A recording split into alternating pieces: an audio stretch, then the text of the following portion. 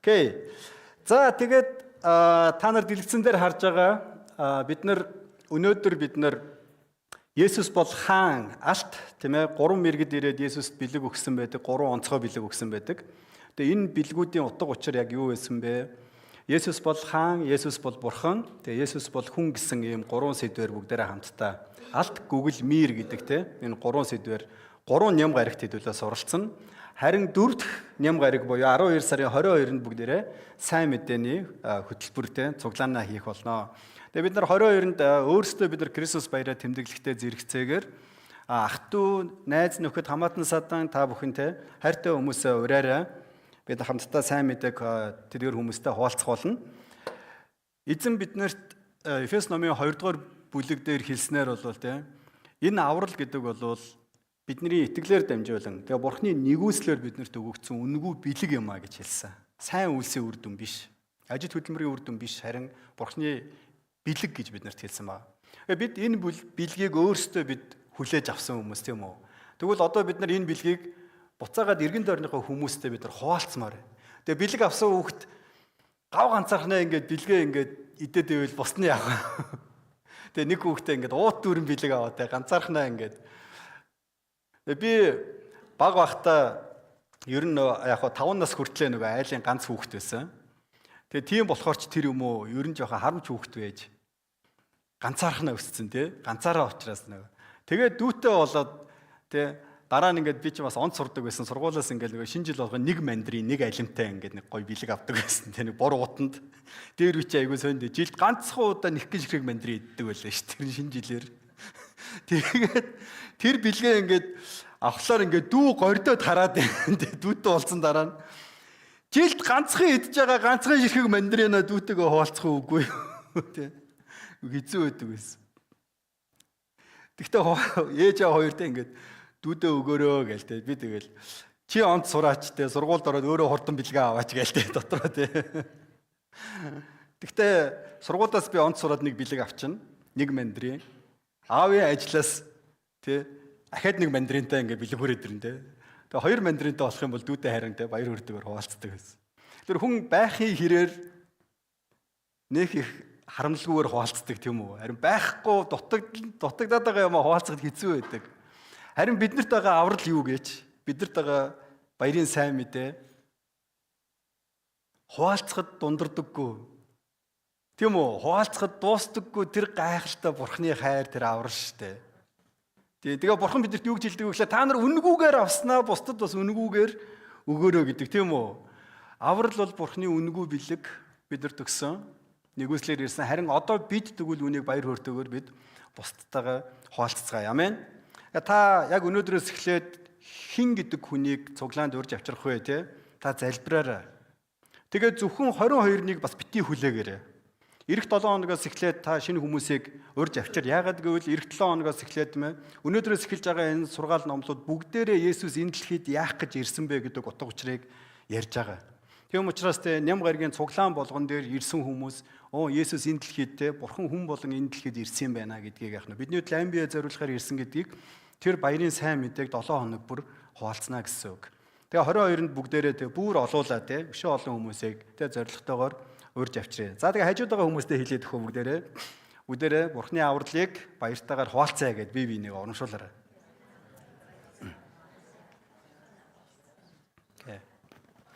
За өнөөдөр бүгдээрээ хамтдаа хамгийн эрхэм бэлэг гэдэг энэ номлолоо тэгээ бүгдээрээ хамтдаа эхлүүлье. Тэгээ зүрх сэтгэлээ бэлтгээд эзний өмнө товчхон залбирая. Эзэн Бурхан минь таньда баярлалаа. 11 сар аль хэдийнэ өнгөрөөд жил маань дуусах гэж байна эзэн минь. Тэгээд үнэхээр үр жимс, ариун талархал хэдийгээр хүнд хэцүү зүйлүүд тохиолдож исэн ч гэсэн та өөрийн хүч чадлаар өөрийн үгээр биднийг урамшуулан өдий хүртэл та алхуулж хөтлөн дагуулсан таньда баярлалаа. Тэгээ 12 сараа таньда өргөе. Энэ сард үнэхээр бид Бурхны хайр, аврал, нэгүслийг бусдад баяртайгаар хуваалцаж үнэхээр Христ энэ дэлхийд ирсэн гэдэг тэр баярын мэдээг бусдад үнэхээр зоригтойгоор тунхаглахад та туслаарай.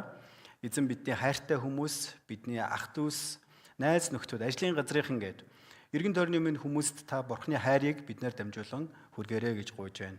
Тэгээ өнөөдрийн үг сургаалаар дамжуулан та бидний зүрх сэтгэлийг урамшуулан босгон байгуулаарай. Энэ үгийг амьдралдаа хэрэгжүүлэх хүч чадлыг та бидэнд өгөөрэй. Есүсийн нэрээр залбирanгуйж байна. Амен.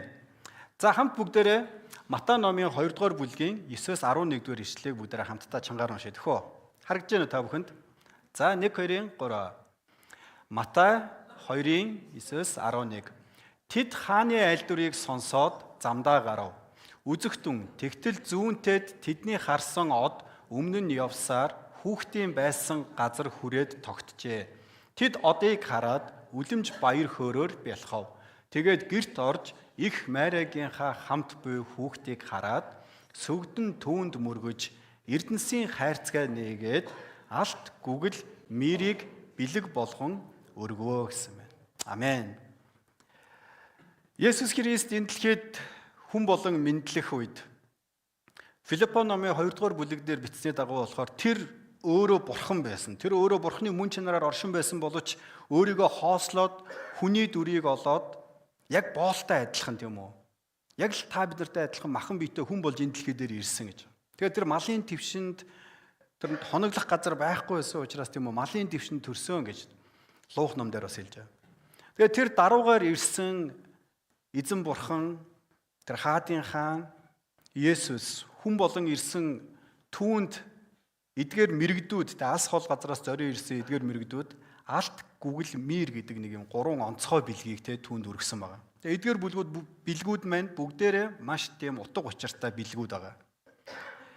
Тэгээд хэдүүлээ өнөөдөр хамтдаа хамгийн ихний бэлэг болох алтны талаар үзнэ. За тэгээд алт гүгэл мир гэд энэ 3-7 хоног тийм үү яг эдгээр бэлгүүд ямар утга учиртай байсан, хуучин гэрээний зүгэнлүүд, шинэ гэрээн дэх биеллүүд одоо яг бидний амьдралд тийм үү энэ бас ямар утга учиртай вэ гэд энэ талаар бүгдээрээ хамт сурах юм байна. Окей? За, алтыг болохоор хаанд зориулж бэлгэлдэг байж. Тухайн үеийн цаг соёлд яадаг вэ гэхээр алтыг бэлгэлж байгаа бол тэр хүнийг яах нь вэ? Хаан ноён эрх мэдэлтэй хүмүүст голчлон бэлгэлдэг тийм бэлэг байсан байна. Тэгээ эдгээр алс холын тэр 3 мэрэгд хурж ирээд Эрдэнсийн үнэт тэр хайрцгаа нээгээд Есүст хамгийн эхлээд яж алтыг өгсөн байна. Тэгэхээр алтыг өгж байгаа нь юу гэхээр Есүсийг хаан гэдгийг яах нь вэ? Тунхаглаж байгаа, зарлж байгаа гэсэн үг, бэлэгдэж байгаа гэсэн үг.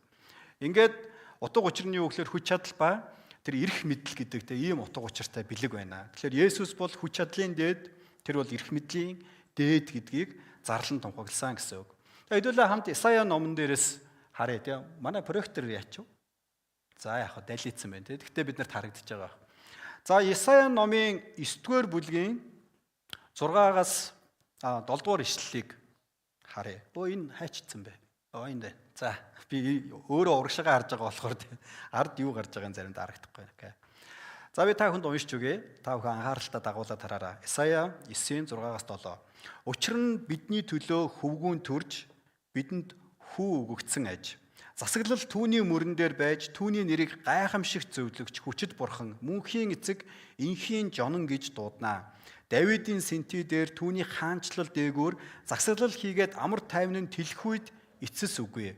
Шудраг ёс үнэн зөвөр үүнийг өдгөөгөөс үн мөнхөд тогтоон тулна. Түг түмдийн эзний зүтгэл үүнийг гүйцэлдүүлэх болно гэсэн байна. Амен. Тэгэхээр Исая номон дээр Есүс Христийн энэ дэлхийд ирэх талаар тэгээд Есүс Христийн мөн үхлийн талаар тийм ээ маш онцгой бүр айгүй тодорхой, маш тодорхой зарим зүйл нь бүр ингээд деталнтэй маш тийм нарийн деталь энэ зүгнэлүүд байдаг. Тэгээд эдгээр зүгнэлүүдийн одоо нэг гол зүгнэл буюу Есүс Христ энэ дэлхийд Бурхан өөрөө энэ дэлхийд яг хүн болж ирэх болно гэдэг тэр одоо зүгнэлийн үгнүүд байгаа. Энэ дээрээс онцгойлон яг өнөөдрийн 9-р бүлгийн 6-аас 7 дээр юу гэж хэлж байгаа вэ гэхээр бидний төлөө тэр хүү өгөгдөх болно. Бурханы хүү өгөгдөнө. Ирэх болно. Тэгээд гол зүйл нь юу гэхээр тэр ирэхдээ тийм үү? Тэр хүү болвол зүгээр нэг хүүхэд биш. Харин тэр бол бүх тэр засаглал түүний мөрөн дээр байх буюу тэр бүх эрх мэдэл хүч чадлын тэр дээд болсон тэр бол хаан эзэн юмаа гэдгийг онцгойлон энэ дээр хэлж байгаа. Тэгээ эзэн бурхан Давидтай нэг онцгой гэрээ байгуулдаг. Тэр нь ямар гэрээ байгуулдаг вэ гэхээр Давид хаантай тийм үү? Чиний хаанчлал үрд мөнхөд яах нь тогтох болно гэдэг. Тэгээд Давид хаан өөрөө яж насан өндөр болоод үтэл болж байгаа тийм үү. Тэгээд түүний үр хүүхдүүд хаанчилж ирсэн. Харин Есүс болохоор Давидын удам болох Йосефийн үр гэж тооцогдож байгаа тийм үү. Тэгээд энэ ишлэлийн дагуу яаж байгаа гэхээр тэр Давидэд өгсөн тэр мөнхийн тэр хаанчлал гэдэг энэ хаанчлал гэдэг тэр амлалт тэр гэрээ болвол Есүсээр дамжин яг биелэлээ олж байгаа байхгүй. Тэгээд эзний энэ үгэн дээр хэлснээр юу гэхээр түүний тэр хаанчлал дээгүүр засаглал хийгээд амар тайвнын тэлхүүд эцэс үгүй. Тэгэхээр энэ хаанчлал бол дарангуйлдаг, дарамтлагдаг, хүчирхийлдэг хаанчлал биш. Харин амар тайвныг тогтоодог, инх тайвныг тогтоодог тэр хаанчлал юм а гэж хэлсэн. Колосон номон дээр энэ талаар бас юу гэж хэлсэн байдаг вэ гэхээр урд нь бид нар Бурхны дайснууд байсан. Эфес номон дээр хэлж байгаа. Гим нүглийн боолууд байсан бид нар түүний дайсан байсан. Дайсгэндэг, Бурхандаа дайсгэндэг байсан. Харин Есүс ирээд энэ дайсганлыг үгүй хийгээд амар тайвныг тогтоож өгсөн, эвлэрлийг, эв найрамдлыг тогтоож өгсөө гэж хэлдэг. Тэгээд тэр бол шударгаас үнэн зөвөр тэр хаанчлах бөгөөд түүний хаанчлал үн мөнхөд тогтноо. Эзэн өөрөө үнийг хийх болно гэж хэлсэн. За тэгээд эдгээр зөвгөнлийн үгнүүдийг бариад Израилийн ард түмэн тухайн үед тийм үү Есүсийг яг төрхийн өмнөх үед яасан бэ гэхээр аврагч эзэн эрхийг тэр амлагдсан Христ буюу Месая эрхийг тийм үү Бурхан өөрөө тэдний дунд эрхийг тэд хүсэн хүлээж байсан. Тэгээ нэг 400 жилийн туршид харанхуй үг гэж нэрлэдэг. Тэр үед Бурханы үг ирэхгүйгээр тодорхой ирэхгүйгээр хүмүүс хүлээгээл байсан тэр аврагч эзнийг. Хизээ ирэх юм бол яаж ирэх юм бол бүгд л тэр амлагдсан аврагчийг хүлээж байсан. Харин бидний Матай номын 1-р бүлэг дээрээс яаж байгаа вэ? Тэр зөвгөнөл хэрхэн биелсэн тухай хэдүүлээ товчхон харъя. За тэгээд би та нартай илүү дутуу тайлбаргүйгээр уншаад өгье. Есүс Христ ийхүү мэндэлжээ. Түүний их Мария Йосефтэй сүү тавиад дэр нийлэхээс өмнө ариун сүнсээр хөвлөдөө хүүхэд олсон нь мэдэгджээ. Нөхөр Йосефын зөвхт хүн байсан бөгөөд Мариаг олонний шившиг болгохыг үл хүссэн тул түүнээс нууцаар салах бодолтой байж. Харин түүнийг тийм бодож байхад харагтун эзний тэнгэр элч зүүдэнд нь үзэгдээд Давидын хүү Йосефо Мариаг эхнэрээ болгохоос бүү эмэгтэн учир нь түүнд олдоод байгаа нь ариун сүнснийх юм. Тэрээр нэгэн хүү төрүүлж тэр нь ард түмнээ нүглээс нь аврах тул чи түүний нэрийг Есүс хэмээн дууд гэв. Идүүгээ энэ бүхэн тохиолдсон нь иш үзүүлэгчээр дамжуулан эзэн айлтсан бэлэгдэхийн тулд бөгөөд ингэхдээ харагтун онгон бүсгүй хүүхэд олж хүү төрүүлнэ. Түүнийг Эммануэль орчуулбал Бурхан бидэнтэй хамт гэж тэд нэрлэнэ гэсэн юм. Йосеф нойрноосоо сэрж эзний тэнгэр элчийн тушааснаар эхнэрээ авсан ч түүнтэй ингэр зөрүүлэлгүй байсаар төрүүлсэн хүүг нь Есүс гэж нэрлэвэ гэсэн байна. Амен. Тэгэхээр хуучин гэрээний тэр олон зөвгөнлүүдийн биелэл болж Бурхан өөрийн биеэр хүмүүс бидний дунд хүн болон мэндэлсэн. Иохан номын 1-р бүлэг дээр бас хэлдэг тийм үү? Хинч хизээч тэр Бурханыг хараагүй байсан. Харин тэр цорын ганц эцгийн алдар болох Есүс энэ дэлхийд ирж тэр Бурхан эцгийг биднэрт таниулсан юм а гэж хэлдэг. За тэгвэл хэдүүлээ Матай номын 2-р бүлгийг үргэлжлүүлээд харъя. Херод хааны өдрүүдэд Юудын Бэтлехэм хотноо Есүсийг төрсний дараа дорн зүгээс мэргэд Иерусалимд хурж ирээд саяхан мэндэлсэн юудэчүүдийн хаан байна. Бид зүүнтэй түүний одыг хараад түүнд мөргөхөөр ирлээ гэжээ. Херод хаан болон Иерусалим даяар үүнийг сонсоод түгшиж гинэ. Бүх ахлах тахилч болон ард олонний дундах хуулийн багш нарыг цуглуулад Христ хаан төрөх ёстойг тэр лавлжээ. Тэд түүнд Юудын Бэтлехемд учир нь иш үзүүлэгчийн бичснээр Юда нутгийн Бэтлехемэ Юдагийн дээдсийн дунд чи огтхонч дорд бус. Ард түмэнчин болох Израилийг хариулах удирдагч чамаас гарах болно гэж хариулваа гэсэн.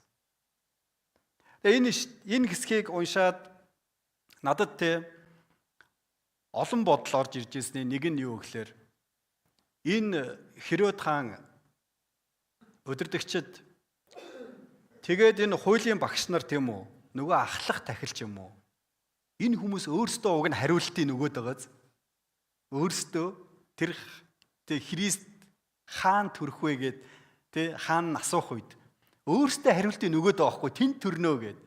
Тэгээ нөгөө нэг өөртөө хүртэл хариултыг мэдж байгаа Есүс энэ дэлхийд төрчөөд байхад харин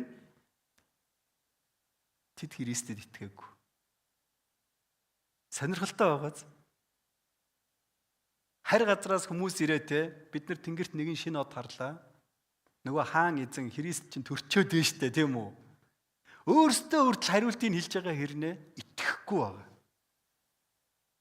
Бид нар мэдэн штэ тийм Есүс дараа нь ямар олон гайхамшиг тэмдэг үйлдэлээ. Фарисеучуд, хуулийн багш нар, ахлах тахилч нар түүнд итгэхгүй хэвээр байсан. Тэгэхээр мэдлэгээр дамжуулж аврагддаг биш. Харин итгэлээр дамжуулж аврагддаг гэдгийг маш тод жишээг бид нар эндээс харж байгаа. Үргэлжлүүлээд хэдүүлээ харъя тийм.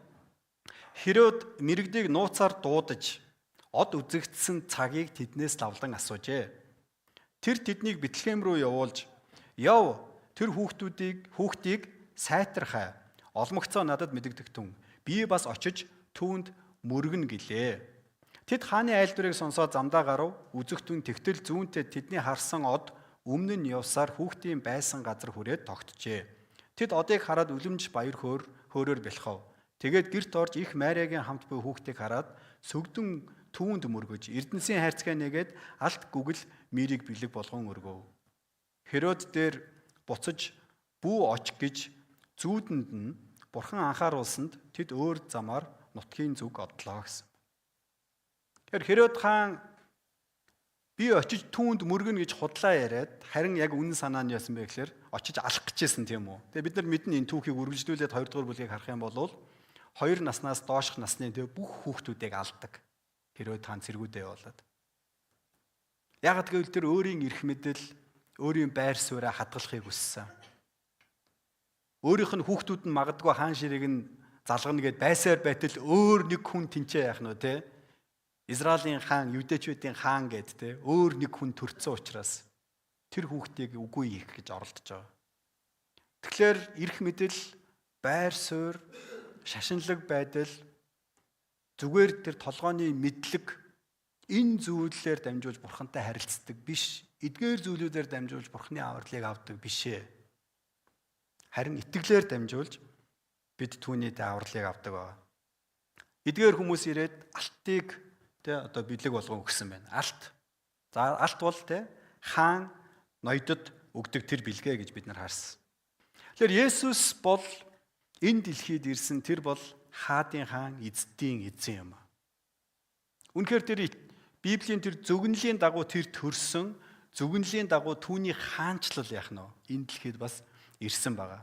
За тэгээ Есүс бол өөрөө тэр Бурхны хаанчлал юм. Хэдүүлээ хамтдаа Луух номын 17 дугаар бүлгээс нэг хэсгийг харъя. Бурхны хаанчлал хизээ ирэхийг асуусан фарисеучудад тэр хариулахдаа нөгөө фарисеучуд ч уг нь бол ингээд нөгөө Юдэ нутгийн Бэтлехэнд төрн мөрн ирнэ гэдээ бүр мэдээд байгаа шүү дээ уг нь те. Тэгсэн хэрнээ одоо яах гэж те. Иесусээс зориуд дахиад асууж байгаа. Бурхны хаанчлал хизээ ирэх юм бэ гэв. Тэр хариулахдаа Бурхны хаанчлал ажиглагдахгүй цаар ирэхгүй. Хинч хараач тэнд байна гэх юм уу эсвэл хараач энд байна гэж хэлэхгүй. Харагтун Бурхны хаанчлал нь та нарын дунд байна гэв. Тэр шавнартаа хүний хүүгийн өдрүүдийн нэгийг нь ч гэсэн та нар үзхийг хүсэх тийм өдрүүд ирэх боловч та нар үзэхгүй. Тэд та нарт хараач тэнд хараач энд гэх болно. Бүү ёв тэдний хойноос бүү гүйцгээ. Аянга тэнгэрийн нэг хязгаараас нөгөө хязгаарыг хүртэл гялсхийн цахилах адил хүний хүү өөрийн өдөртөө тийм байх болоо. Харин ихтлээд тэр их зовлон идэх ёстой бөгөөд энэ үеийнхэнд ад үзэгднэ гэж хэлсэн. Тэгэхээр эндээс Есүс юу гэж хэлсэн бэ гэхээр хамгийн эхлээд харагтун Бурхны хаанчлал та нарын дунд байна гэж хэлсэн.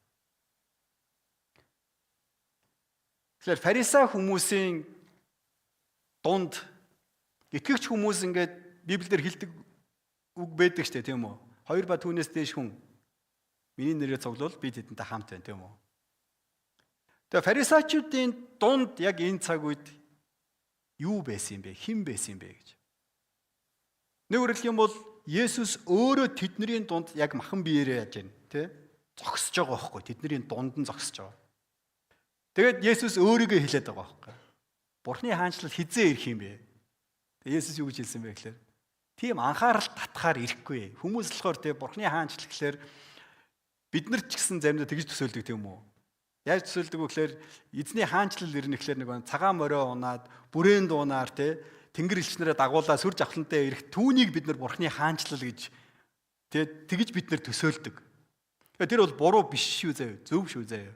Гэхдээ тухайн цаг үед яасан бэ гэхээр хаан эзэн даруугаар ирсэн байна уу, сүр жавхлантайгаар ирсэн байна уу? Тэр нь гол нь биш. Харин хаан эзэн өөрийн биеэр ирсэн байгаа нь гол нь. Хүмүүс болохоор яаж ирэх үү гэдэгт нь ач холбогдол өгөөд байна тийм үү? Харин хэн ирсэн байна, хаан эзэн өөрөө ирсэн байна уу, үгүй юу гэдгийг нь болохоор үл тоомсорсон. Тэм учраас Есүс анхаарал татхууцаар тийм үү тийм лаг ирэхгүй. Харин аль хэдийнэ ирчээд одоо та нарын дунд яах нь вэ? Зогсож байна. Бурхны хаанчлал та нарын яг одоо дунд байна уу юу? Тэр өөрийгөө хэлээд байгаа. Есүс би бол Бурхны хаанчлал юм а гэж хэлж байгаа. Есүс бол өөрөө хаан эзэн юм а гэдгийг хэлээд байгаа. Тэгээ та нар санаж байна уу те? Зуутын цэргийн дарга Есүс дээр хурж ирээд би чи эрх мэдэл өөрөө эрх мэдлийг те хэрэгжүүлдэг хүн өөрөө бас эрх мэдлийн доор байдаг хүн. Би үгээ хэлэхэд л миний цэргүүд яваад үгийг минь яах нь вэ? Захин биелүүлдэг. Түүнтэй адил та үгээ л хэлээч. Ойлгож байна те? Та заавал өөрийн биеэр явах шаардлагагүй тийм үү? Та үгээ л хэлээч. Есүс үгээ хэлэхэд өвчтөе байсан боол идгэрдэг. Есүс үгээ хэлэхэд өвчтөе байсан тийм үү? Тэр хүмүүс идгэрж байна. Есүс үгээ хэлэхэд цаа өвчин, уйман өвчин идгэрж үхэгсэд хүртэл амилж, Есүс үгээ хэлэхэд тэнгисийн хүчит шуурх хүртэл түүний үгийг нь сонсож дуулууртай байдаг. Есүс үгээ хэлэхэд тэр усыг дарс болгодог. Тэр бол хаан эзэн юм. Тэр бол хүч чадал, эрх мэдлийн дээд эзэн ба. Харин дараагийн хэсэг дээр нь Есүс юу гэхээр тэр ахин ирэх тухайгаа хэлж байгаа. Ахин ирэх буюу хоёр дахь ирэлт тийм үү? Тэр дахин энэ дэлхийд ирэх болно.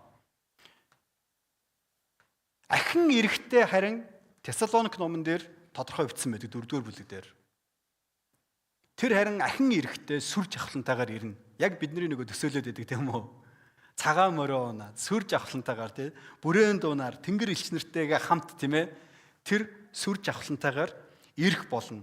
Тэгээ Есүс би Тэнгэрийн хаанч, Бурхны хаанчлал буюу тэр хаан эзэн би өөрөө яг одоо та нарын дунд зогсож байна. Тэгээд Есүс юу гэж хэлж байгаа вэ гэхээр гэхдээ удахгүй би яах нь вэ? Эхлээд аль хэдийнэ би ирцэн байгаа. Гэхдээ эхлээд би зовлон идлээд үхнэ.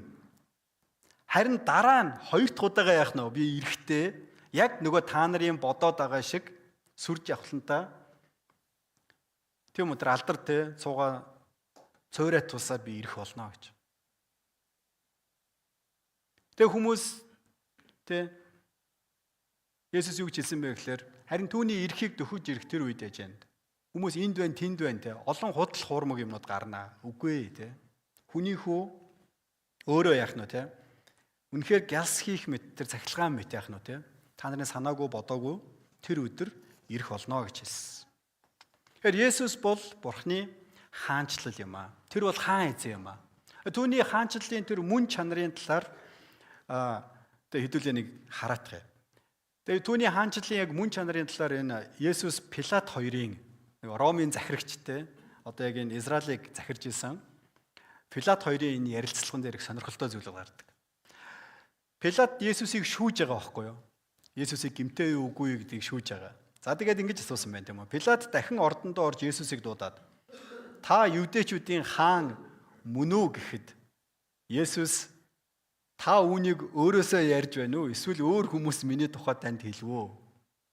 Та өөрөө бодож олоод асууж байна уу? Эсвэл өөр хүмүүс намайг те худлаа гүжирдээд гүтгээд байгаа мó? Та дам яриа сонссон юм уу те? гэж асууж байгаа гэсэн. Пилат би юудэ хүн биш бидтэй. Танаа үндэстэн болох ахлах тахилч нар л таныг надад тушаасан юм. Та юу хийчихсэн юм бэ гэж асуув. Тэгэхээр нөгөө ахлах тахилч хуулийн багш нар өөрийнх нь өөрийг нь яах нь те Пилатод тушаачаад байгаа. Тэгээ Иохан номын 1-р бүлэг дээр яг хэлдгээр өглөө тэр өөрийнхэндээ ирсэн боловч өөрийнх нь хүмүүс түүнийг таньсангүй гэдэг. Есүс миний хаанчлал бол энэ ертөнцийнх бишээ. Миний хаанчлал бол энэ Израиль гэдэг энэ улсын хаан биш. Евдээчүүд гэдэг энэ хүмүүсийн хаан биш. Энэ ертөнцийн та нарын бодоод байгаа шиг тийм үү? Пилатын захиргаа шиг тийм үү? Эсвэл Цэсарын захиргаа шиг биш.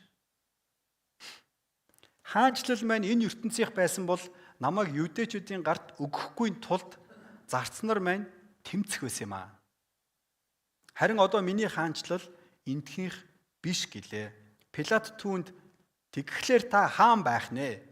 Ягаад гэвэл Есүс миний хаанчлал гэж яриад байна шүү дээ. Тэнгуут нь за энэ нөхөр чинь тэгвэл яах нь одоо те хаан байх нэ гэж. Гэхэд Есүс хариуд нь намайг хаан гэж та хэлж байна. Би үннийг гэрчлэхээр төрсөн бөгөөд үүний төлөө ертөнцид ирсэн.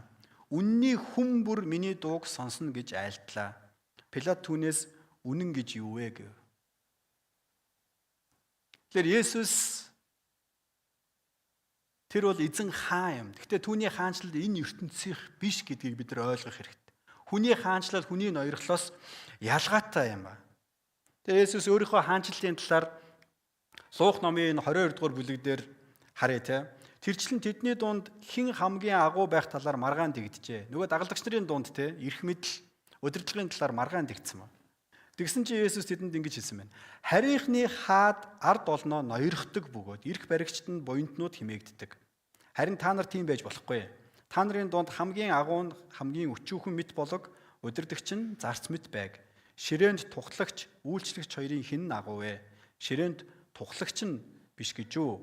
Харин би та нарын дунд үйлчлэгч мэт байдгаа гэж хэлсэн. Тэгэхээр Есүс энэ дээр юу гэж хэлж байгаа гэхээр энэ дэлхийн ертөнцийн хаанчлал, эрх мэдэл ямар байд юм бэ? Тэр бол яг ноёрхдог, даралдаг. Харин Бурхны хаанчлал буюу Есүсийн хаанчлал ямар байдаг вэ гэдэг талаар хэлж байгаа. Би харин яг үйлчлдэг. Тэгээд Иохан номын 3 дугаар бүлэг дээр түүний хаанчлалын талаар юу гэж хэлсэн байдаг вэ гэхээр бидний мэддэгтэй маш сайн мэддэг хишлэл байна. Иохан 3:16-аас 17 дээр. Бурхан ертөнцийг үнэхээр хайрласандаа цорын ганц хүүгөө өгсөн тул хүүд итгэдэг бүхэн мөхөхгүй харин мөнх амьтаа байх болно. Учир нь Бурхан ертөнцийг яллахын тулд биш харин түүгээр дамжуулан ертөнцийг аврахаар хүүгээ илгээсэн билээ гэсэн. Есүс энэ дэлхийд ирж хаанчлахдаа тэр хариуцлага тооцож ял оноож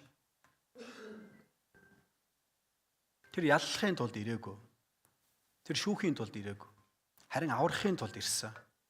Түүний хаанчлалын тэр утга учир зорилго бол юу гэхээр авралыг өгөх зорилготой ийм хаанчлал байна. Тэгээ Матай номын 20 дугаар бүлгийн 28-ыг тэ үүнчлэн хүний хүү үйлчлүүлэхийн тулд бус харин үйлчлэхийн тулд мөн олонний төлөө амиад золиос болгон өгөхийн тулд ирсэн гэж. Тэгэхээр тав төсөөлөн боддоо тэ. Давид хаан өөрөө бурханд хандаж нэг залбирдаг юм уу? Дуулал номын 9 дугаар бүлэг дээр. Хүн гэгч би хэн болоод та надад санаа тавьж хүний хүү гэгч би хэн болоод та намайг халамжлана вэ? Та намайг энэ бусад бүтээлүүдээс дээгүүр Тэнгэр элчнэрийг бодвол арай яах нь доогуур яг хүний ойлголтоор хэлж штэ тий. Ингэж бүтээсэн. Тэгэхээр та надад энэ бүтээл тийм ан амьтад байгаль дэлхийд энэ бүтээлүүдэд захирах эрх мэдлийг та надад яах нь өгчээ. Би яг хэн болоод өчүүхэн сул дорой намайг те бурхантай ийхүү үргэмжлэнэ вэ? Ром номын 5 дугаар бүлгийн 8 дугаар ишлэлдэр Илч Паул те бид нүгэлтнүүд байсаар байтал гэж хэлдэг. Бид гим нүгэлтэй байсаар байтал Христ бидний төлөө ирж амиа өгсөн нь Бурхан эцгийн хайр ямар агуу их болохыг харуулж байна гэж. Тэгээ та боддоо те би гим нүгэлтэй байсаар байтал Есүс миний төлөө ирж амиа өгсөн энэ хаан чинь яг ямар хаан бэ? Гим нүглийн боол бидний төлөө ам бие зориулахаар ирдэг те ямар гээчийн хаан бэ? Хаан эзэн, хаадын хаан эздийн эзэн. Өчүүхэн сул дорой миний төлөө ам бие зориулахаар надад үйлчлэхээр ирсэн эзэн. Одоо ч гэсэн надад үйлчилж байгаа эзэн шүү дээ. Ямар гайхалтай вэ?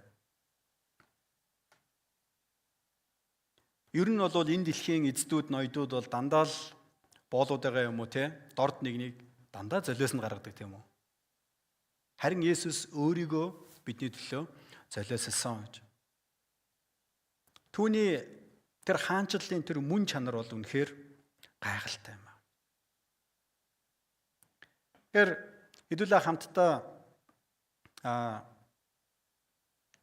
энийг хараадах. За би энийг алгасаад явцсан байх шүү гэн те. Түүний хаанчлалын мөн чанар.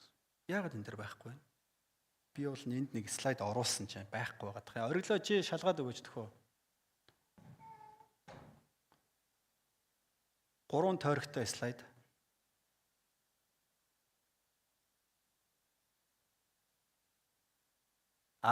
За баярлалаа. Тэгэхээр энэ дээрээс хэдүүлээ харъя. Бид нар үл итгэгч байх үед энэ тойргийг бид нар өөрийнхөө амьдралыг гэж төсөөлье тийм үү? Миний амьдрал байна. Есүс миний амьдралын гадна тал буюу би Христэд итгээгүй байгаа. Христтэй харилцаа байхгүй яг ийм амьдрал донд байж байгаа бид нар. Үл итгэгч байна. Тэгээ харин Бурхны нэгүслэр дамжуулаад Христэд итгэх итгэлээр дамжуулаад бид түүнийг амьдралдаа өрж хүлээж аваад одоо Есүс миний амьдралын хаан суудалд заларч байна. Би амьдралынхаа тэр хаан суудлыг Христэд тавиад өгсөн байгаа гэсэн. Тэгээд амьдралаа Христээр удирдуулсан ийм итгэгч хүн байгаараа гэдгийг те Библи биднэрт уриалаад байна. Амьдралаа Христээр удирдуулаач. Бурхны үг тушаалд дуулууртай байж тийм үү? Ингэж яваач. Яагаад гэвэл тэр хаан эзэн чинь биднэрт хайртай, биднэрт юу хамгийн сайн бэ гэдгийг мэддэг. Тэр биднийг нөгөө үнэн зөвөөр амар тайвнаар биднийг удирдах гэдэг юм. Тийм учраас тэр Христээр амьдралаа удирдуулаад яг ийм итгэгч байгаасаа гэж Бурхан хүсдэг. Харин өнөөдөр яаж байгаа вэ гэхээр ийм 3 дахь төрлийн хүмүүс бас байгаад итгэгч нар. Тэд яадаг вэ гэхээр Христэд итгэсэн үү гэвэл итгэсэн, амьдралтаа өрж хүлээж авсан уу гэвэл аврагч эзэн болгоод хүлээгээд авцсан. Тэд мөнхийн амьтаа юу? Мөнхийн амьтаа. Яагаад гэвэл 1-р Иохан 5-р бүлгийн 12-р ишлэлээр хэлдэг шиг хинт хүү байна түүнд мөнх ам бас байгаа гэж хэлдэг. Тэгэхээр тэд Христийг хүлээгээд авсан учраас мөнх амьтаа юу гэвэл амьтаа.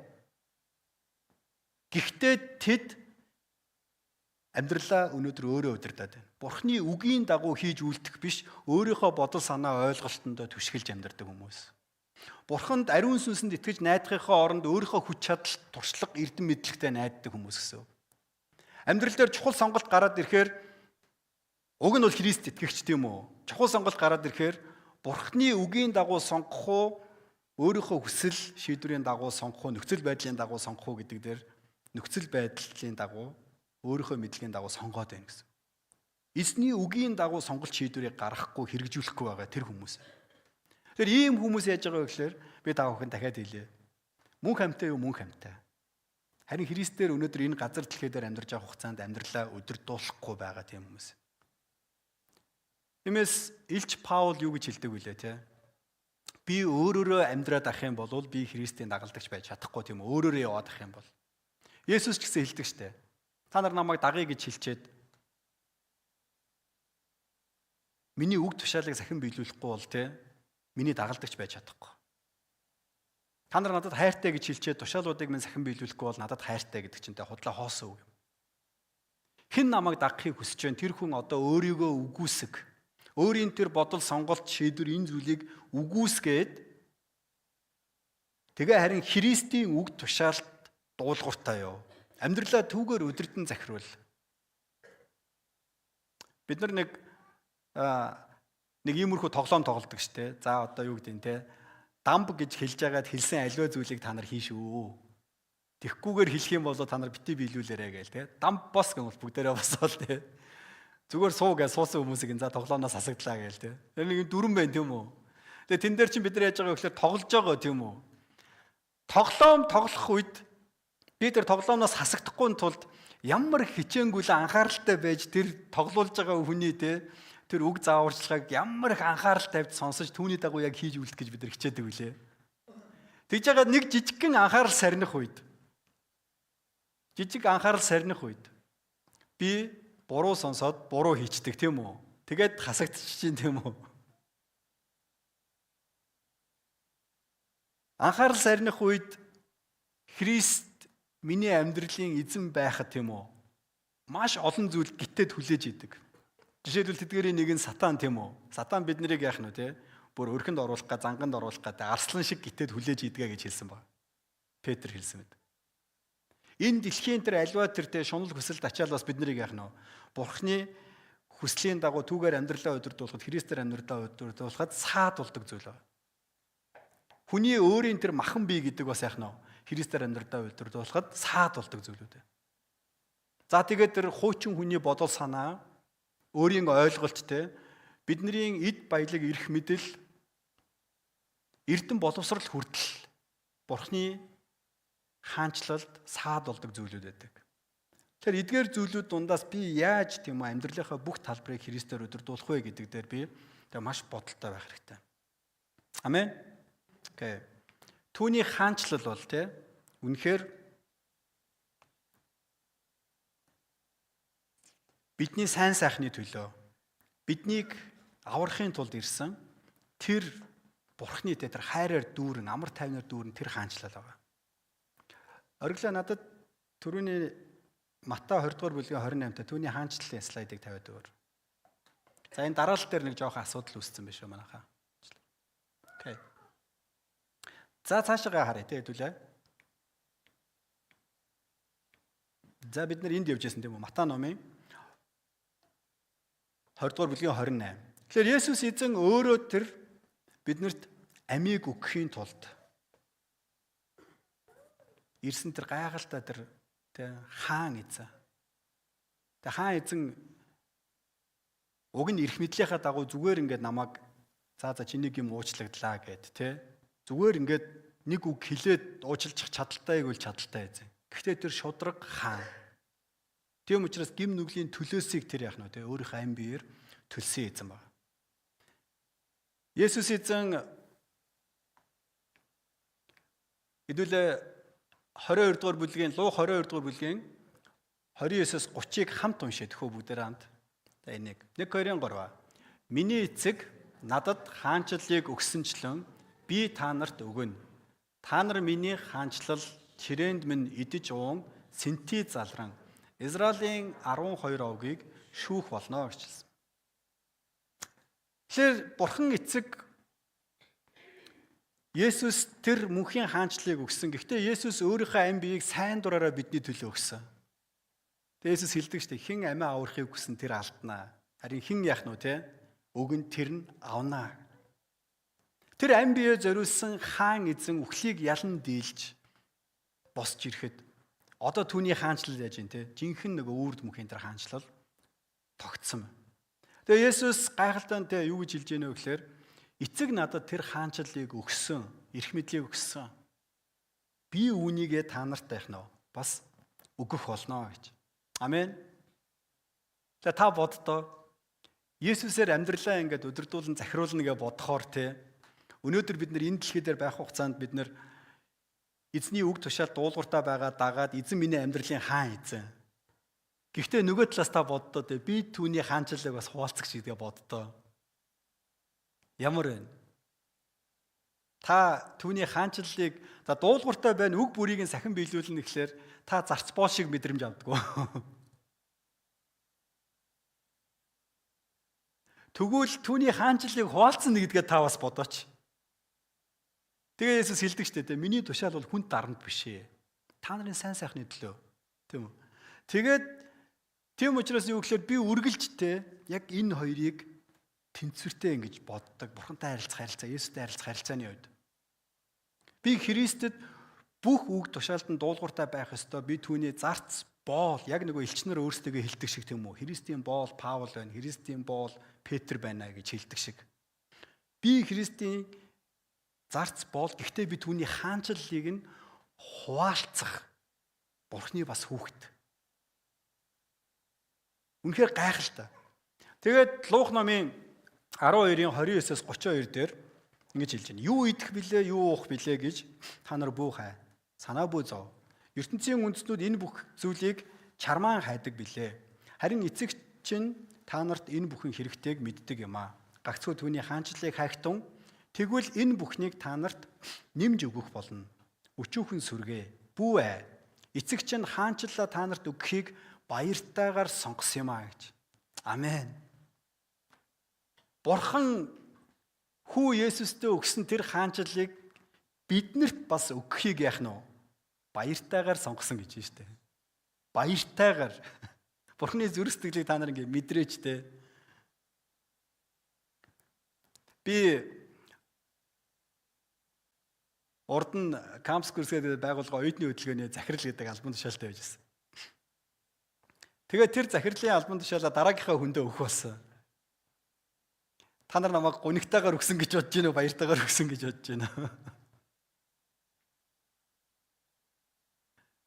Надад айгүй тийм нэг микс гэдэг тийм үү? Айгүй тийм холимог те. Яг нэг тийм мэдрэмж байсан зүрх сэтгэлтэр. Нэг талаасаа би айгүй баярлаадсан байхгүй. Ингээд дараагийн өдөртөг төрөөл те. Ингээд те илүү те надаа гоё те ингээд дараагийн өдөртөг төрж гарч ирээд. Тэгээ нөгөө талаасаа ингээд ялангуяа яг тэгээд захирлынхаа ажлыг өгөөд би Сингапурт яг оюутан болж очиод одоо зөвхөн эргээ харахад те тэр үед яасан бэ гэхээр 10 жилийн өмнөх юм ярьж байл да би 11 жилийн өмнөх юм. Яг тэр үед яасан бэхээр би хинч биш болсон мэдрэмж төрөөдсөн байхгүй ингээд. Хинч биш. Тэгээ би бүр өөртөө бүр яг тэгж хэлжсэн байхгүй. Хинч биш. Зүгээр чи яг оюутан болсон юм биш үү Бадраа те энийг хүлээн зөвшөөрөөч гэх. Тэгээ би яасан бэ гэхээр ингээд гар утсаа ингээд өдөржингөө барай суугаад байдаг. Сингапурт над руу хинч залахгүй шүү дээ дөнгөж очицсан. Хинч надаас чухал юм асуухгүй, хинч надаас зөвшөөрөл гуйхгүй те. Хинч надтай зөвлөлдөхгүй. Тэгээ бодомжл хэлсэн байх юм. Би ч бас нэг юм гуйд хөө. За юу вэ? Чи надад гар утсаа тавьчихдаггүй. Би бүр өөрөө ч мэдэхгүй те. Яасан ингэ гэсэн чинь. Чи наадгаа тавьчихдаг хөө. Баатараа хинч чам руу залахгүй шүү дээ. Би өдөрт 3-4 имэйлээ шалгаад байсан те. Хинч надад нэг сарын хугацаанд бүр хинч надад юу ч бичээгүй. Урд нь би бүр имэйлээр булагддаг байсан байхгүй. Өдөрт хэдэн имэйл, хэдэн хүсэлттэй, хичнээн хүсэл би батлаал те. Шийдвэр гаргаад явдаг байсан те. Гинт би хинч биш болсон мэдрэмж төрсөн. Яг тэр үед би бодсон те. Энэ эрх мэдэл гэдэг чинь ямар амар юм бэ те. Бүр ингээ намайг те нэг бол те би те намайг те маш тийм аз жаргалтай мэдрэмж өгдөг. Нэг болохоор би болохоор те хинч биш юм шиг ховгоосон мэдрэмж өгдөг те. Тэгээ би яг тэр дундаас нэг зүйлийг би те бараг сарын хугацаа өнгөрсний дараа би яг эзний өмнө бууж өгсөн. Бууж өгөөд яасан бэ гэхээр бурхан минь ээ. Миний мөн чанар, миний зүрх сэтгэл, итгэл үнэмшил маань албан тушаал дээр биш. Эрх мэдэл дээр биш, эд хөрөнгөн дээр биш. Хэрвээ тийм зүйл дээр байсан болвол эд хөрөнгө үгүй болвол би үгүй болох гээд байна тийм үү? Эрх мэдэл үгүй болоход би үгүй болох гээд байна. Харин миний үнц нь яг Христ та байгаач. Яг Паулын хэлдэг шиг тийм үү? Идүүгээ амьдарч байгаа нь би биш ээ. Харин миний төлөө те намайг хайрлаж, миний төлөө өөрийгөө тушаасан Бурхны хүүд итгэх итгэлээр би амьдарч байна гэд Галаат 2:20 дээр хэлсэн шиг тийм үү? Миний яг үнцэн итгэл үнэмшил яг юун дээр оршин тогтноод байна вэ гэдгийг ингээд тэр үед би бодсон. Тэгэд яг тэр үед яасан бэ гэхээр би амьдралаа ажиллаараа удирдуулмааргүй байна. Би амьдралаа албан тушаалаар эрх мэдлэр те эд баялгаар биш. Харин Бурхны тэр хүү болох Христээр амьдралаа удирдуул. Христ миний утга учир үнц нь байгаасаа. Би өөрийн амьдралынхаа тэр үнцэн мөн чанараа би Христ дотор л олж авах юмсан. Тэг Паулийн бичээд өгдөг зүйл надад илүү тэг бодтой мэдрэгдсэн. Паул юу гэхээр Христийг олж авахын тулд би бүх юмыг юу гэж хэлдэг вүлээ? Гар зулган үзнэ гэж. За тэгээ хэдүүлээ цаашаа гараа тийм. Түүний хаанчлалд байх нь бидний сонголт юм аа. Бидний сонголт юм. Та нар энэ загалмаа дээрх тэр үйл явдлыг санаж байгаа бах. Загалмаа дээр хоёр өөр гэмт хэрэгтэн түүнтэй хамттай цовдлохоор гээд 3 хүнийг тийм үү Есүстэй хамтаа авчирж байгаа. Тэгээд Голготын толгод дээр авчираад тэднийг цовдлж байгаа. Энэ үед захирагчид түүнийг яаж яана? Тохуургасан гэж байгаа. Та бусдыг аварсан хэрв та Бурхны Христ түүний сонгогдсон нэг юм бол одоо өөрийгөө авраач. Тэгсэн чинь 36 дугаар ишлэлээр цэргүүд бас түүнийг тохуургаж байгаа. Тэгээ чи юдэчүүдийн хаан юм бол өөрийгөө авраач. Тэгээ бас дээр нь энэ бол юдэчүүдийн хаан гэсэн бичиг бичээ түүнийг тохуурч ирсэн. Хоёр талд нь цовдлогдсон хоёр гэмт хэрэгтний нэг нь түүнийг доромжлоод та чи Христ биш үү? Өөрийгөө бас биднийг авраач гэв. Харин нөгөө нь түүнийг зэмлэн чи адилхан ялд унсан атлаа бурхнаас айхгүй байна уу? Бид үйлцэн хэргийнхаа төлөө зохих хариуг л авсан. Харин энэ хүн ямар ч буруу юм үйлдээгүй шүү гэд. Тэр Есүсээ та өөрийнхөө хаанчлалд очихдоо намайг санаарай гэв. Тэгтэл Есүс түүнд үннээр би чамд хэлээ. Өнөөдөр чи надтай хамт Деважинд байх болно гэж. Христээр амьдралаа өдөрдүүлнэ гэдэг бидний сонголтын асуудал. Нэг бол та түүнийг хаан эзэн гэж мэдсэн ч та түүгээр амьдралаа өдөрдүүлэхгүйгээр тийм үү? Өөрөө амьдралаа өдөрдөөд явах тэр сонголт танд байна. Эсвэл үл итгэгч хүмүүсийн үед яах нь бүр те Христийг амьдралдаа урьж оруулах ч хүсэлгүй те энэ сонголтын асуудал байна. Харин Христийг нэгэнт амьдралдаа оруулсан юм бол түүгээр амьдралаа удирдуулах сонголтыг бас хийгээч. Тэр бол хаан эзэн шүү дээ. Хаан эзэн. Би нэг удаа Есүс эзэнд хандаж би гимшин залбирч байхдаа би ингэж залбирч байсан. Эзэн минь ээ, та намайг боол гэж дуудахгүй харин найз гэж дууднаа. Тэг харин би та бол хаан эзэн гэдгийг мартаад дэндүү найзан дундаа орно гэж ярьдаг тийм үү те. Дэндүү найзан дундаа орж удаан явсан байна. Намайг уучлаарай. Таны нэгүсэл дэндүү хангалттай. Намайг үргэлж алдахад гэм нүглийхэд үргэлж л уучлж яадаг. Гэтэ би дандаа л тийм байх ёстой юм шиг тийм үү те. Өөрийнхөө амьдарч дураараа дүргэж. Тэгэл гим ийчгээрээ зүгээр хурж ирээл нэг гимшчихдэг те. Ийм амьдралаар ингэж удаан явсан. Намайг уучлаач. Дэндүү найзан дундаа ороод найз гэдгийг чинь те би баярлаад хөөрөөд хаан эзэн гэдгийг чи харин яах нь вэ? Мартаад яваад байна штэ те. Намайг уучлаарай. Тэгээ бурхан ааваа би таны хүүхэд. Хүүхэд гээд дэндүү их эрхэлж удаан явсан байна тийм үү? Харин та бол бурхан эзэн гэдгийг би бас ингээ мартсан байна. Та бол ариун эзэн, намайг ч гэсэн ариун амьдраасаа гэж тэг хүсдэг гэдгийг би яах нь вэ? Огоорч ингэж явсан байна. Надад яг тэгж залбирчтай амьдралдаа тэг чухал тэг эзний өмнө өөрийнхөө итгэлийн амьдралд үнэлгээ хийж эргэх тэр үе байсан. Тэг энэ үеийг одоо ч гэсэн би яах нь вэ? Үе яах нь вэ? Дахин би нухацтайгаар ингэж өөрийгөө хараад үнэхээр Христ амьдралыг минь удирдах байна уу? Эсвэл би өөрөө амьдралаа удирдах яваад байна уу гэдгээ те үргэлжил ингэж шалгах хэрэгтэй болдог. Тийм учраас Эфес 5 дээр хэлээд байна шүү дээ. Өдрүүд бузар булаа. Та нар мэрэгэн үний адил хэрхэн алхаж гიშгэж байгаагаа хянаарай. Христ амьдралыг чи удирдах байна уу үгүй юу гэдгийг яах нь үргэлж хянаарай гэж. Амен. Тэгээ би түрүүний 3 тойргийг танд би дахиад харуулъя. Бид нар аль хэдийнэ үл итгэгч байхаа болоод Христэд итгээд амьдралдаа ураад оруулсан. Харин одоо тэгвэл бид нар амьдралаа Христээр удирдуулсан итгэгч байх юм уу? Эсвэл амьдралаа өөрөө удирддаг те хүн байх уу гэдэг энэ сонголт яах нь биднэрт байна. Хэрвээ та үнэхээр Христийг амьдралдаа урьж хүлээж авсан бол танд дуулгахтай нэг сайхан баяртай мэдээ. Колосе номын 1-р бүлгийн 13-аас 18. Тэр биднийг харанхуй эрх мэдлээс авраад хайрт хүүгийнхээ хаанчлалд шилжүүлсэн юм аа. Амен. Та урд нь гим нүглийн боол харанхуй дунд байсан бол харин одоо та яах нь вэ? Христийн хаанчлалын тэр иргэн болсон гэж. Хүүгийнхэн дотор бидэнд нүглийн уучлал болох золилт байна. Тэр бол үл үзэгдэгч Бурхны дүр бөгөөд бүх бүтээлийн төрөөнд гарсан нь мөн. Учир нь түүн дотор тэнгэр ба газар дах бүх юмс, үзэгдэх ба үл үзэгдэх юмс, хаан ширээнүүд, эсвэл ноёрхлууд, удирдлагууд, эсвэл эрх мэдлүүд ч бүтээгдсэн. Бүх юмс түүгээр болон түүний төлөө бүтээгдсэн байна. Тэр бүх юмсын урд байна. Бүх юмс түүгээр оршин тогтнодог. Тэрээр бий болох чуулганы тэргүүн, тэр бол эхлэл, үхэгсдээс анх төрсөн нь мөн. Энэ нь тэр өөрөө бүх юмсын тэргүүн болохын тулд болоо гэж. Амен. Бид Христэд итгэх итгэлээр дамжуулан бид түүний хаанчлалд шилжсэн. Тэгвэл одоо түүгээр бүгдээрээ амьдралаа удирдуулж явъя. Христ миний амьдралын хаан эзэн, манай гэр бүлийн хаан эзэн, миний ажил бизнесийн, ажил хөдөлмөрийн маань тийм үү хаан эзэн. Тэр миний үр хүүхдүүдийн ч гэсэн яах нь хаан эзэн байх хэрэгтэй. Энэ бол Бурхны бидэнд хандсан тэр гайхалтай хүсэл төлөвлөгөө юм а гэж. Тэгээд тэр хаан эзэн үхлийг ялан дийлсэн. Тэр хаан эзэн биднэрт нэгэн гайхалтай тушаал тэр захирамжийг өгсөн байна. Тэр нь юу вэ гэвэл Матай номын 28 дугаар бүлэг 18-аас 20 дээр гардаг тийм үү. За хэдүүлээ 16-аас нь харъя. Харин 11 шавьын Галилийн зүг Есүсийн товлсон уулууд явв. Тэд Есүсийг хараад түүнд мөргөж, зарим нь харин эргэлзэж байлаа.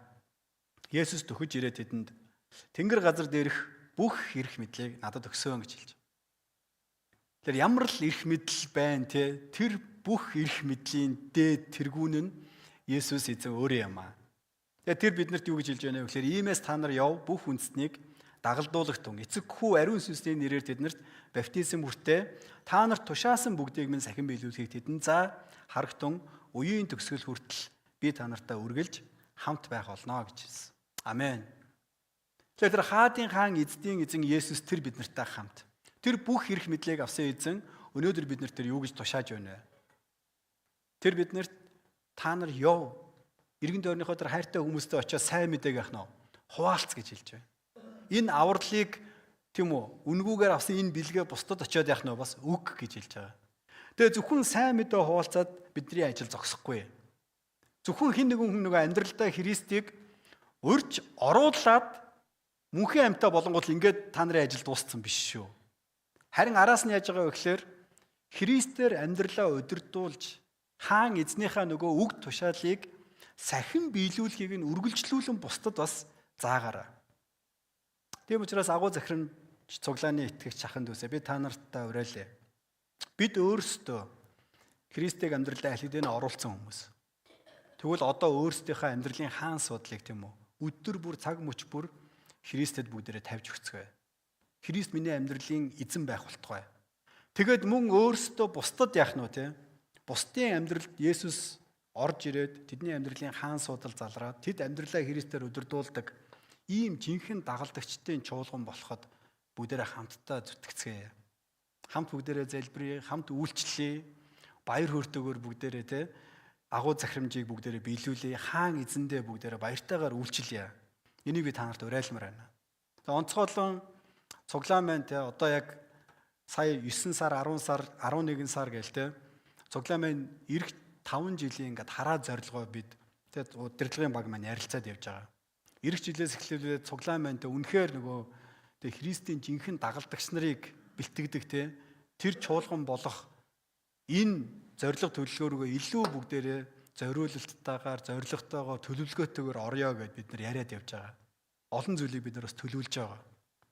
Бүгдээрээ жижиг зүйлээс эдгээр зүйлүүдийг эхлүүлээд хөө. Тэгээ би өнөөдөр танд хоёр хэрэгжүүлэлтийг те санал болгоё. Номлын төгсгөл. Эхнийх нь та өдөр бүр өөрөө амьдралаа Христээр удирдуулаач. Хаан эзэндээ те дуулууртаа байгаач. Хоёрдугаарх нь та бусдыг яах нь те Христ рүү хөтлөн дагуулж авчираач. Хаан эзнийхээ өгсөн тушаал буюу те хамгийн тэр агуу тушаал агуу захирамж болох те сайн мэдээ хуваалцаж дагалдаж бэлтгэх энэ үүргээ бүгдээрээ те ухамсарлаа. Та баяртайгаар бусдад сайн мэдээг хуваалцаараа. Тэгээ чуулганы зүгээс энэ 12 сарын хугацаанд зохион байгуулж байгаа яг энэ сайн мэдээ хуваалцах ялангуяа те сайн мэдээ хуваалцах үйлчлэлээр чуулганы зүгээс бидний зохион байгуулах зүйл юу вэ гэхээр энэ ням гариг болгонд бүгдээрээ шинэ хүмүүсийг олноор нь урьж авчирээ. Өнгөрсөн 7 хоногуудад ягаад чи ингэ шинэ хүмүүс дандаа ирдэг тийм үү? Өнөөдөр ягаад чи нэг шинэ хүн ирээгүй юм те? Тэгээ би бодож илээ те. Бурхан яг биднэрт те чухал зүйлийг сануулж гэж би бол хувьдаа тэгж тусгаж авч байна. Үйлс номын 2 дугаар бүлэг дээр гардаг яг тэр анхны чуулган шиг тийм чуулган бүгдээрээ байцгаая. Тэр чуулганы маш онцгой нэг шин чанар юу гэсэн бэ гэхээр аврагдсдын тоо өдрөөс өдөрт өсөн нэмэгддэг тийм шин чанар байсан юм аа. Бүгдээрээ хамтдаа Христээр амьдралаа удирдуулан үнэхээр түүний үг тушаалыг биелүүлдэг тийм чуулган байцгаая. Хувь хүн бүр Христээр амьдралаа удирдуулан эзний үг тушаалыг сахин биелүүлдэг тийм итгэгч нар байцгаая. Амен. Би та бүхнийгээ сургаалын төгсгөлд эзний үгээр өрөөмөр байна. Колосо номын 3:15. Христийн амар тайван зүрхийг чинь захиргээ. Үүний тулд л та нар нэг бие дотор дуудагдсан юм а. Талархах тун гэсэн байна. Амен. Талархъя бүгдээрээ. Христ эзэн биднийг айдсаар биш, хүчирхийллээр биш, тэр дарлаж ноёлох бус. Харин бидний төлөө тэр агуу хайр, золиос зориултаар дамжуулан амар тайвнаар зүрх сэтгэлийг мань, амьдралыг мань удирдан жалууддаг. Тийм л хаан юм а. Амен. Яг энэ үгээр та хажууд байгаа хүмүүсээ бас ерөөцгөөе. Тэгэхөө бүгдээрээ хамтдаа яг энэ Христийн амар тайван зүрхийг чинь захирах болтугай гэдэгтэй энэ ерөөлийг бие биендээ хэлээ.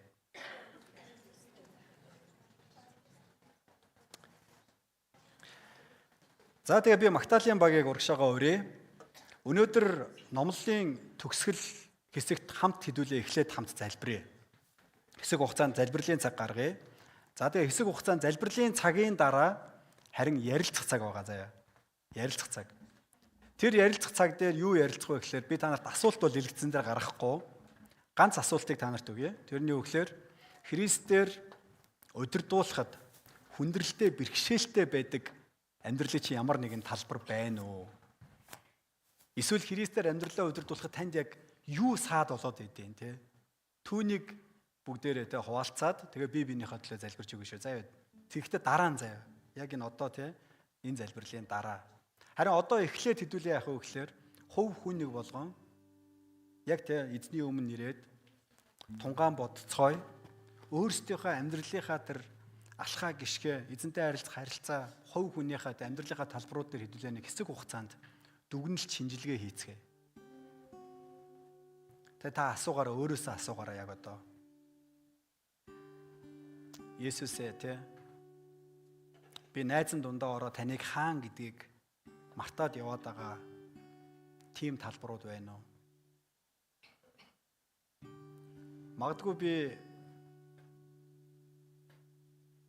гэр бүлээ танд болохоор өргөж чаддаг. Харин мөнгө санхүүгээ танд өргөж чадахгүй байна уу? Эсвэл би мөнгө санхүү дээр итгэмжтэй сайн ярав байж чаддаг хэрнээ. Магадгүй цаг хугацаан дээр би итгэмжтэй сайн байж чадахгүй байна уу? Би ажил хөдөлмөр дээр хичээнгүй шаргуу бүр улаардаг хэрнээ. Харилцаан дээр би харин асуудалтай байна уу?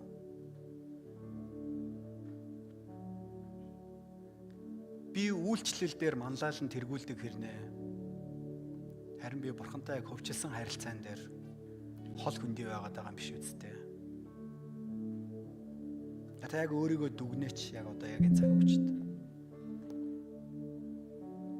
Өнөөдрийг хүртэл бурхан эцгийн зүрх сэтгэлийг шархлуулж Христийн загалмаа дээрх тэр агуу хайр энэ золиосыг заримдаа бид нар үнгүүдүүлж өөрийнхөө нэг гэм нүгэл буруу зуршлаас өнөөдрийг хүртэл салж чадахгүй явж байгаа тийм зүйл байгаа бол яг одоо эзний өмнө ирээд гимшцгээе бүгдээрээ.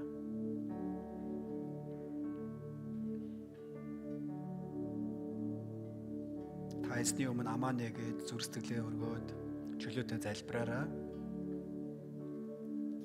Шударгаар яг эзэнтэй ярилцаараа яг энэ цаг үед. Өө эзэн, халелуя эзэн.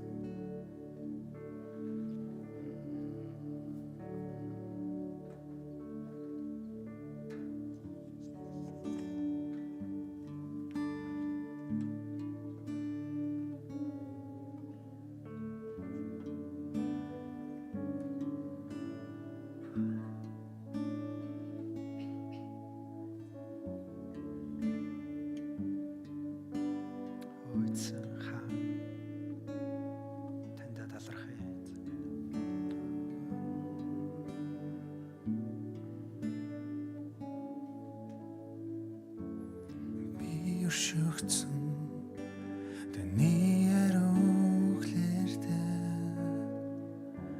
антаа шидхийгдээ би аврагцаа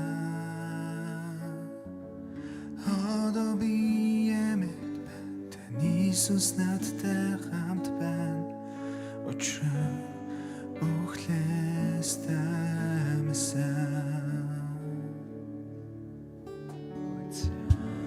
би өршөгцөн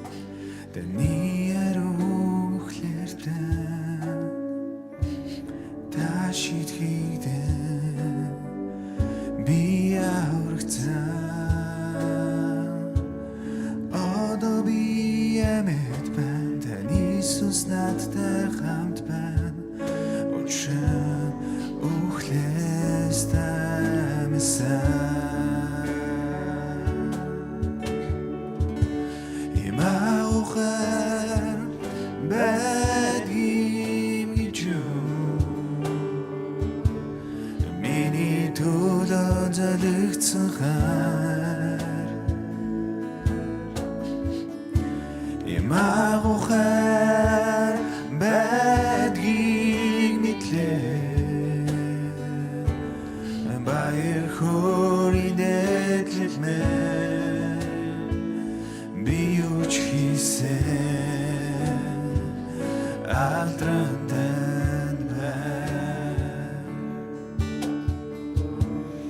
би шөгцөө таны аруухлэртаа Өнөр эзний хайр инрэл талархъя.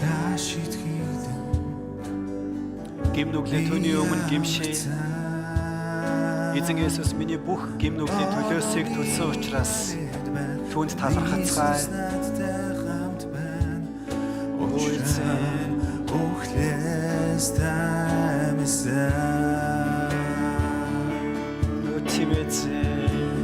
Имаухаар байдгийн гэж юу? Миний төлөө залгицсан хар. Имаухаар байдгийг мэдлээ. Баяр хөөрийн дэглэлмээ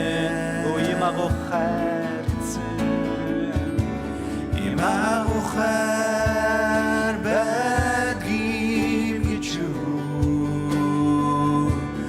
Миний төлөө залгицсан хар. Имаухаар байдгийг мэдлээ. Баяр хөөрийн дэглэлмээ би юу ч хийсэн алдран байна. Их эзэн Есүс минь, хаадын хаан эзний эзэн, та хаан судлаа орхиод энэ газар дэлхийд өчүүхэн сул дорой миний төлөө ам бие өргөхөөр ирсэн. Есүс та энэ дэлхийд миний төлөө л ирсэн. Миний төлөө ам бие зориулсан. Загалмайн тэр аимшигтай үхлийг та амсаж өчүүхэн сул дорой намайг та хайрлсан. Гим нүгэлтэй намайг та гололгүйгээр хаан эзэн миний төлөө амиа зориулсан. Ямар агуу хайр, юутай агуу өршөөл нэгүсэл вэ? Танд баярлалаа. Таны үхлээр, таны урсгасан цусаар би угаагдан цэвэрлэгдэж, идүүгээ Христийн дотор бид амьд болсон, мөнх амьтаа болсондоо тандаа талархаж байна. Бүх гмийг минь уучилсан танд баярлалаа. Мөнхийн амьдралыг надад бэлэг болгон өгсөн танд баярлалаа. Харанхуун эрх мэдлээс биднийг салгаж аваад өөрийн хайрт хүүгийнхаа Христийн хаанчлалд биднийг оруулж өгсөн Бурхан эцэг тандаа бид нар баярлалаа. Аава, амьдралаа би өөрөө удирдахыг надад бүү зөвшөөрөөч. Гим нүгэл махан биеийн хүсэл, муу сүнс энэ дэлхийн тэр шунал хүсэлд автахыг надад бүү зөвшөөрөөч. Өөрийн эрх мэдэл, эд баялаг, эрдэм боловсролдоо найдахыг надад бүү зөвшөөрөөч. Харин бүх зүрхээр, бүх сэтгэлээр, бүх оюун бодол, бүх сүнсээр танийгаа хайрлан, таны үг тушаалын дагуу алхаж Христээр амьдралаа удирдуулахад надад туслаач гэж гуйж байна. Яг одоо агуу захирам цуглааны итгэгч би таны өмнө ирээд би бүрэн бууж өгье. Та миний хаан, та миний эзэн гэдгийг би хүлээн зөвшөөрье. Амьдралын минь хаан суудал та залраач. Есүс та бол хаан. Та бол миний хаан. Бүгдээ хамтдаа яг энэ цаг мөчид Есүс та бол миний хаан хэмээн тунхаглая. Есүс та миний хаан. О Есүс. Есүс та миний хаан. та миний хаан Есүс та миний хаан Есүс та миний хаан Есүсний өмнө хамт бүгдээрээ босон зогсоод Есүс та хаадын хаан эцгийн эзэн Есүсийн нэрийг өндөр түргөөрөө та бол миний хаан хэмээн тунхаглая. Үзээ та миний хаан та миний хаан Есүс та миний хаан Есүс та миний хаан Есүс та миний хаан Есүс та Тиймээ та бол хаадын хаан эцгийн эзэн Есүс та миний хаан Есүс та миний хаан та миний Есүс та миний хаан Есүс та миний хаан Есүс та бол миний хаан та бол бидний хаан миний амьдралыг та Есүс та миний та миний хаан Есүс та миний хаан Есүс та миний хаан Есүс та миний хаан Есүс та миний хаан та миний хаан Есүс та миний хаан